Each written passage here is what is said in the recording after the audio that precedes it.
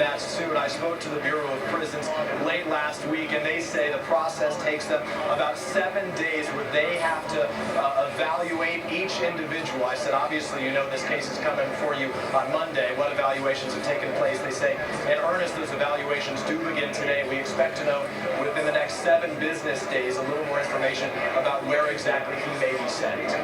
Peter, we're going to ask you to pause for a moment while we bring in Richard Friedman, who's one of Bernie Madoff's alleged victims. Richard, are you there with us now? Yes, good morning. Good morning. What's your reaction to the sentencing this morning where the judge has sentenced Bernie Madoff to 150 years, which is what prosecutors were asking? I think it's appropriate. And listening to the government's case and listening to what Bernard Madoff had to say and Ira Sorkin had to say, 150 years, the maximum sentence is appropriate. It sends a good message around the world that white-collar crime is not acceptable. Richard, how did you get to know Bernie Madoff? 1991. My father and I are both CPAs. We had clients in Madoff since 1985. We brought over our pension and hit the Madoff at that time. And that's interesting that you say that both you and your father were accountants. In fact, were certified public accountants. Did you ever have any instinct that Bernie Madoff may be doing something wrong and improper?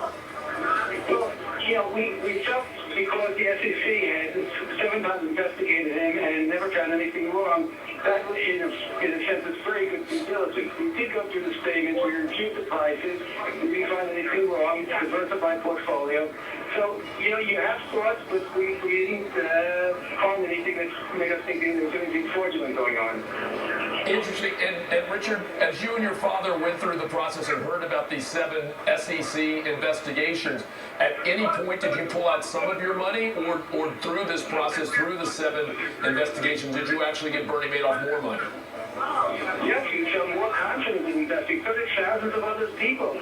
When they heard the SEC gave Madoff a clean bill of health, especially in 1992 when the SEC came out and said specifically that they suspected a Ponzi scheme, followed by them saying there was no Ponzi scheme, people felt very comfortable and safe in Madoff, as you know, the former chairman of NASDAQ. So yes, that resulted in our putting more money in over the years, absolutely. And Richard, so in total, how much did you and your father lose? We lost our life savings. My father a lot more money than I did, but suffice to say, it was our life savings. And my mother, who's now a widow, was 83 years old with moderate Alzheimer's. It's very difficult taking care of her now. Richard Friedman, I'm sorry to hear about your loss, particularly about your father, and we wish you the best in this. Thank you for joining us this morning. Thank you for having me. Much appreciated. Thank you. We're now joined by Joe Tacopino, who's a lawyer who's been following this case. Joe, your perspective on the Bernie Madoff sentencing today? You know, I'm not surprised, not even a little bit, because there is something in federal court called the Federal Sentencing Guidelines, and they're guidelines that are set for a judge, you know, laid out by Congress as to the range of a sentence, and the sentence that Bernie Madoff received happens to fall within the sentencing guideline ranges. So, you know, it sounds, you know, obscene. It sounds like, you know, this is murderers get off the less. You'll hear that today a lot. But fact of the matter is, this man, you know, destroyed a lot of lives. And the sentencing guidelines, especially when you're looking at white-collar offenses, which are based on the dollar amount and the loss amount, this is on par. And obviously, the judge didn't accept any of the arguments regarding leniency in any way, shape, or form. Joe, I'm joined by Dan Rather here, who's got a question for you. Counselor, today, Bernie Madoff was allowed to walk in his own suit, in his suit and tie. We're a society committed to equal justice under the law. If he had been a 19-year-old from Harlem or Huff or Watts or from Appalachia who'd stolen a case of hairspray from Woolworths, he would have had to walk in there in an orange jumpsuit. Why did they allow him today to walk in with that kind of dignity? You know, Dan, actually what it is when you have a defendant in custody like Madoff was today, the family does have the option and ability to provide court clothes. And you could do that through the prison, and it's not a special rule for Bernie Madoff. You know, the fact of the matter is most people either don't have the wherewithal to wear a suit into court, or when they come in through custody, really don't give a hoot, because it's not really what you're wearing is not going to affect your sentence. You know, that was Madoff's choice, and quite frankly, I guess the last picture people will see of him, he didn't want to be in an orange jumpsuit, but I don't think that was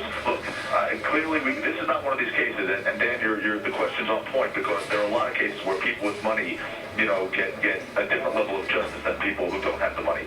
In this case, this guy was dealt with by these prosecutors in a swift fashion, harshly. I mean, there was absolutely no leniency given to Bernie Madoff because of who he knew or what he did. And I don't think at the end of the day this guy's a friend in the world left. I mean, the people, the victims that can be counted here, forget about all the individuals that you just heard of, but Yeshiva University and institutions that are philanthropic in nature, this guy stole from. So this was not a tough call for the judge. Handing down a sentence of 150 whatever years is not a tough call for a judge like this when the defendant gives such fodder for a sentence. Joe Tacopina, criminal defense attorney, thank you so much. Hey, Charles and Dan, in order to wrap this up here, as you guys think about this case, the question in my mind remains, will we see major investigation and prosecution of all of the Wall Street meltdowns? So not just the Bernie Madoff case, but will the Obama administration, will the Justice Department do a broader look at what happened to literally billions of dollars, some would argue even trillions of dollars, that have disappeared in terms of value in the economy? Dan, your thoughts? I wish I could say yes, but I'm skeptical. There will be, no question, some broad investigations, but will we have the kind of broad, sweeping investigations that are called for, given what we now know about the last few years? I have my doubts. Charles? I don't think they have the manpower to do it. I think that, it's a noble idea, but I doubt we'll see that. Charles and Dan, we're going to go to, there's a victim speaking live outside the Bernie Madoff courthouse right now. We're going to listen in for just a moment. In our terms, this is a beginning. It's not an end, it's not closure. It's a beginning, maybe, to trying to restore some faith in our financial system. Boy, I can't really add anything to that. The judge was superb. As my wife said, he really understood this case, and he was making, his whole effort was to make a fair sentence, give them the comparisons, and show the world that you can't get away with this anymore.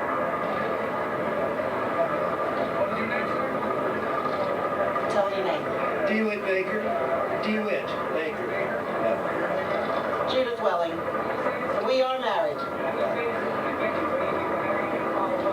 Well, I think, number one, we all feel that there are far more people involved in this fraud, and we're hoping now that the DA's office and the FBI will really get busy chasing all those people, since even the judge feels this goes back over 20 years. There are many, many people involved in this, many of those people obviously who were feeding money or getting fees from their own feeder funds and not properly doing their homework on checking out the reliability of the investments. We, on the other hand, were individual investors, and we had no other connection. We did not know Mr. Madoff. We never met him. What money? That's really the big issue for most of us. Most of us, I would say more than any, are simply middle-class professionals, in our case retired, and frankly much too old to go back to work. So we're going to have to make do. As a group, we're going to continue to work with our congresspeople and anybody else we can work with to get the laws changed, to get our system back so that it can be looked at as a trustworthy system. You just can't be safe investing in our companies here when you're treated the way we've been after the fact.